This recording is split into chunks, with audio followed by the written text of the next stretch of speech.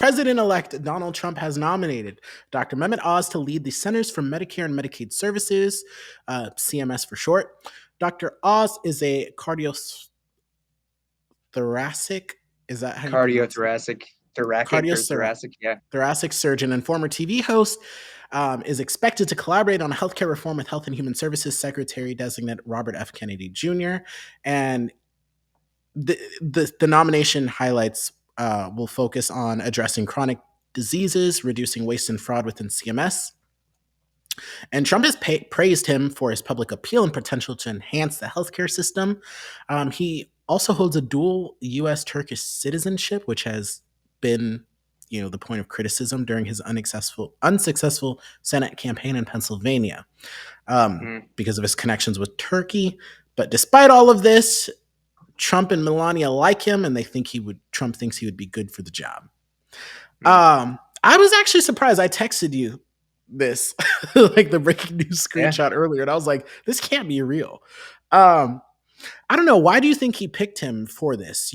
I have my own thoughts that maybe it's because after the announcement of RFK, all of these pharmaceutical and drug company stocks started dropping, and the stock market kind of took a dip. And I think the solution was don't worry, we'll actually have an actual real doctor kind of helping oversee this. We got Dr. Oz. Maybe. But what do you think is the reasoning for this? Based on pure speculation, because we don't know these people. We can only just go off of what we see. You're trying to ask me to enter the mind of Donald Trump, and let me tell you something that kind of a ridiculous ask, but if I was being somewhat facetious, I would say he picked him because of his TV ratings. But he does like celebrities. He does like celebrities. He loves those numbers. But if I was trying to be serious, I think it's because he's looking for somebody who's loyal. He's looking for loyalty. And every one of these picks that I see, people see all the Fox News hosts and all this other stuff and the TV people. I see loyalty. I see that we're just going for it. I mean, he's more dangerous this time because he's not going in completely blind-eyed. And honestly, I don't think he wanted to win the 2016 race, but this time, he actually did want to win this race. Wait, why do you say you don't think he wanted to win the 2016 race? Well, just kind of the revelations we had after 2016 was, one, the Clintons were the one that convinced him to run because they thought that Trump would be easy to beat. Two, there was some, and I know this one is a little more speculative, but there was indications that he wasn't even trying to be a serious candidate. He just wanted to kind of show NBC that he could be an even bigger showman. And then that backfired and he got fired. And then his sons were like, let's just see where this goes. And then also the thing that's a little less speculative, he was in communication with Roger Ailes, who was the Fox News guy, one of the Fox News heads. And he's also in communication with Sean Hannity. And those revelations revealed that it seemed like what he really wanted to do was lose, claim it was stolen, and then start his own conservative right-wing network. He wanted to make his own Fox News. And apparently Roger Ailes was also I don't think that he actually wanted to win. And as a matter of fact, maybe I'm just reading too much into a picture, but the first picture after he was announced as won, he was just I don't and then think also you're far off from that. I've heard this before, that the whole point of him running was to get his numbers off because he was coming off The Apprentice and, looking for the next thing. I'll tell you guys, when you're on the internet, it's or that level of celebrity, you try to find the next thing to keep you relevant, keep you engaged. And now he literally has captivated the world. Mm-hmm.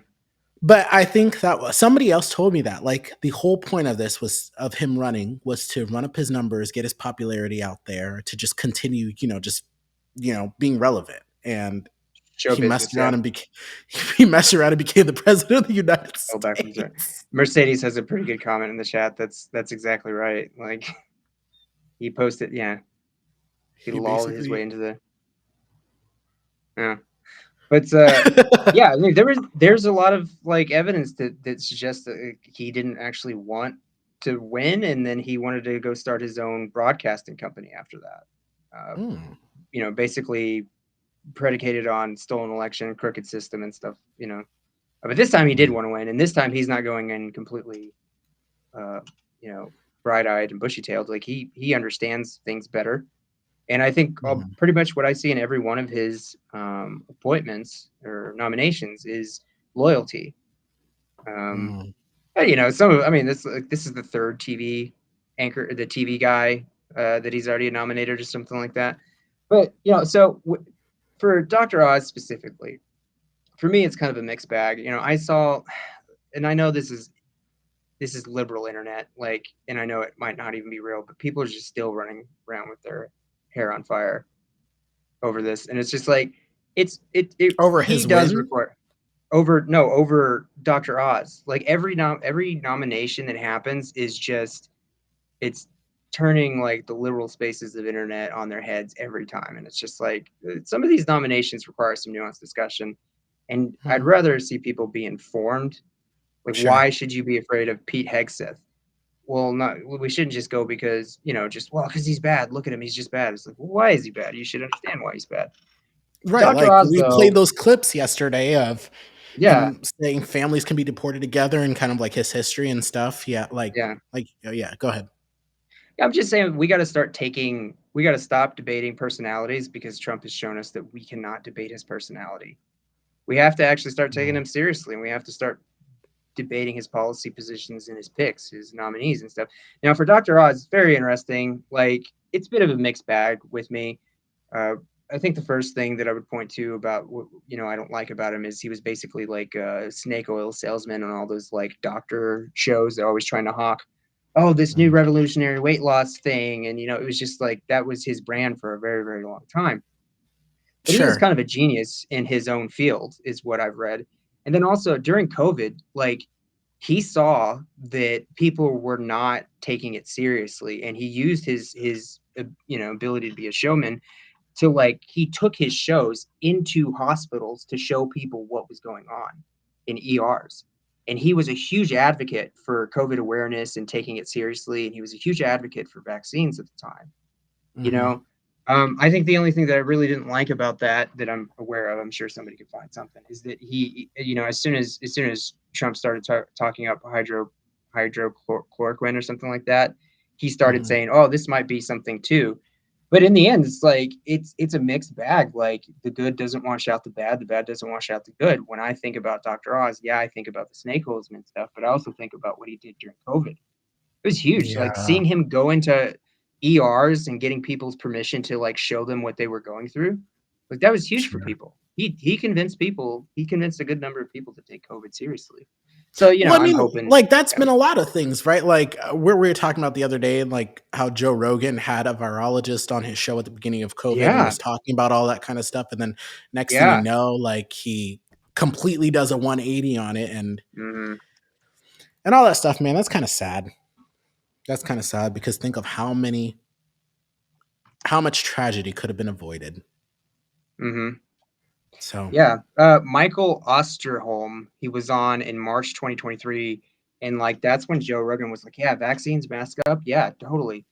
And then mhm. slowly it just became this, like, rebel kind of thing. Like, oh, we can't let Gavin Newsom shut down the Whole Foods. You know, it became like this kind of like rebel thing, and then he he Not the Whole like Foods.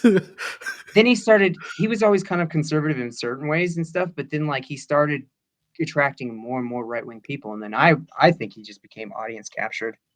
Damn. That's what I think happened to Joe Rogan.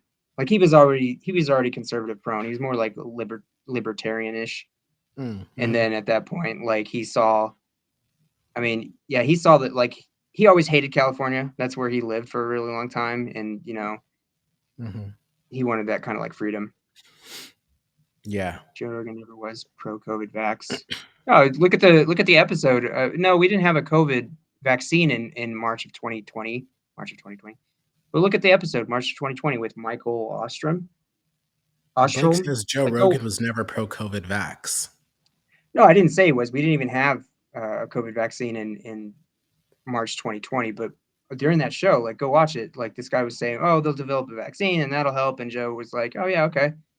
And then if Like, you go watch that episode, you'll be like, "What the hell?" Like, that was Joe wow. Rogan in March 2020.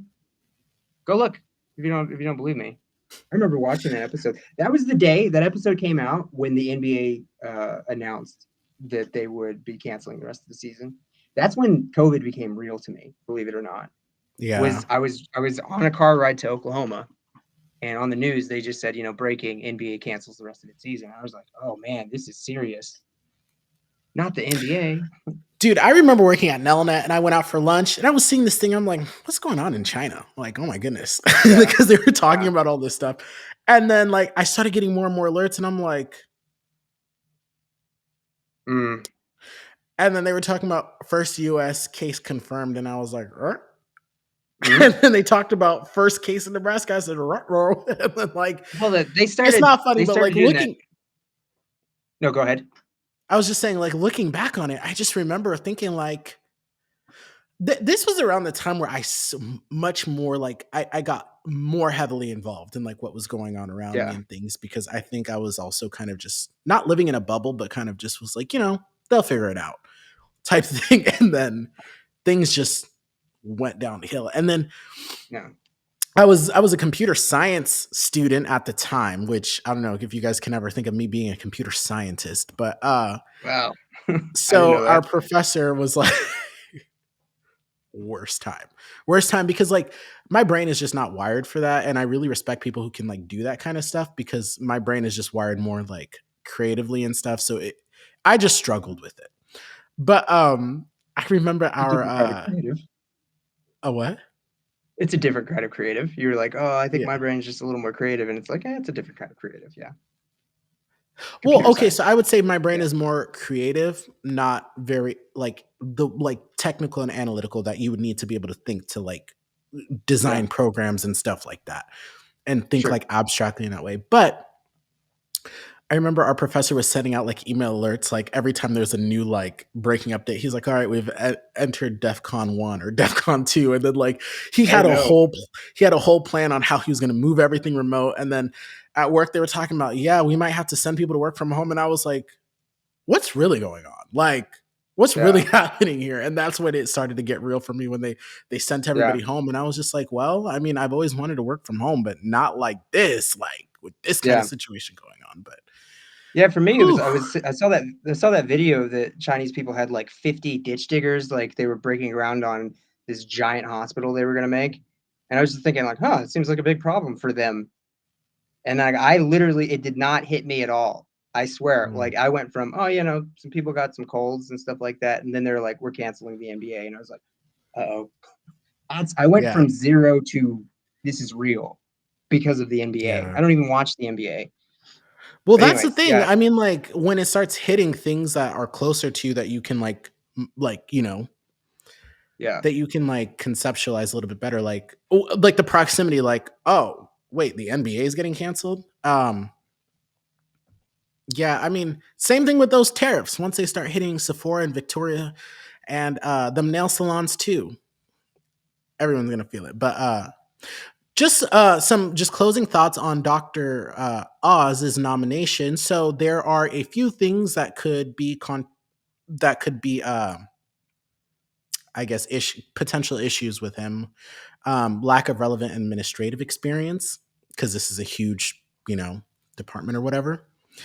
Uh he has a controversial public image like you were saying, like he would sell and push like a lot of these different things like, oh, these weight loss hmm drugs and XYZ, sometimes things that didn't actually work. So a lot of concerns raised on his credibility, political and ethical concerns. Like I said, his dual U.S. Turkish citizenship has previously drawn scrutiny. Um, yeah, and polarizing political ties, right? So his close association with Trump might polarize public opinion and potentially, complicate bipartisan support for CMS initiatives. So this all okay, goes back, like you were saying, this is like loyalty, right? He's putting in people who is going to be loyal to him. And could hmm that loyalty compromise the actual, like, can you put this job, like this role, the importance of this and how this affects millions of Americans, can you put that above the loyalty that you have to him, right? Like, hmm would you go against the grain if it meant for the betterment of the American people, or would you not because you don't want to cross on loyalty? Well, I mean, Medicare is a pretty important thing, man. You're messing with those seniors. That's not good. But Well, weren't they I mean, planning I on just cutting don't. it Yeah. anyways? Like, so when I saw this, I was kind of Oh, that's confused. I'm like, yeah, that's what they say sometimes. But I don't know. I don't think they'll do it. But I don't know the future. But when it comes to like the the kind of reactions that I'm seeing, it's just like let's stop debating personalities. It didn't mm, work. Let's start debating the merits at this point. And like sure. for me, like it's not simple with Dr. Oz. It's like he's done things in his life that make me think like, well, he's not just a airhead appointee Hmm. at this point. Like he could, of course, prove me to be a fool. That's for sure. But it's Like just he like has debate the some, merits. yeah. He's coming with, Yeah, like you said, um, different things that he did positively for the American yeah, people. Like, he's coming in with yeah. Look at some, his career. yeah. It's like Ben Carson too. The guy, like, anytime I'm having to like listen to something he says, it's like this guy's a moron. But it's just like, look at his career. Yeah, I think he was a neurosurgeon. He's like this phenomenal neurosurgeon, and I think it was actually pediatric neurosurgery. I'm not entirely sure, but it's like Hmm. debate the merits, don't debate the personalities, and Mm. he comes with a mixed bag, and it's just like the thing that I'm worried about is the loyalty. But I mean, how like you mess with the Medicaid, you're messing with the seniors, man. The seniors vote, you know. Yeah, It's they do. like, do you? I mean, I know everybody's thinking like, oh, we have them for 4 years, 2028, but it's just like, no, the next elections, the referendum is 2 years away, you know. So I don't know. We'll see what he Well, the does. other thing too, okay, so just to really quick touch on that, like people say it's just 4 years, it's only 4 years. Like you said, it's not for a myriad of different reasons. One, Supreme Court picks, right? They're on the bench for life. They could shape how the country functions and sets precedents for Hmm. decades to come. Like I was saying the other day, Hmm. right? Amy Coney Barrett could be there for 30 years and I'll be 60 at the time. Like, do you know what I'm saying? Like Yeah. that's my like a huge that's my lifetime. Um, Hmm.